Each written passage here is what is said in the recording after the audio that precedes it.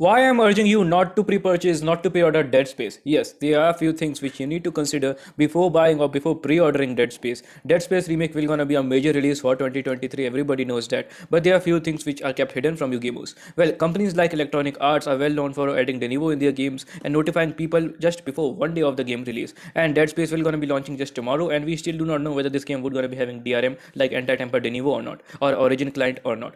Dead Space is a very huge game, and to protect its integrity and its piracy, the developers can make this move. You need to be aware of that.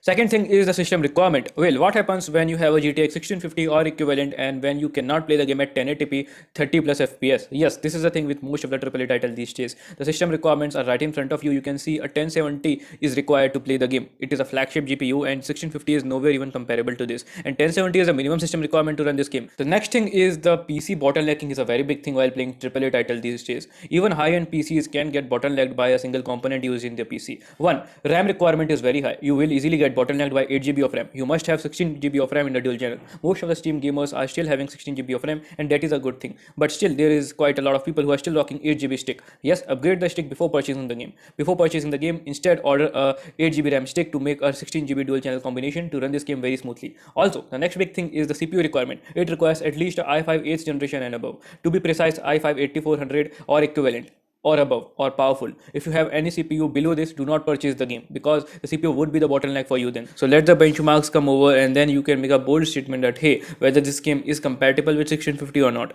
As we can see, according to the system requirements, 1650 is not compatible at 1080p easily. It is evident right from the system requirements.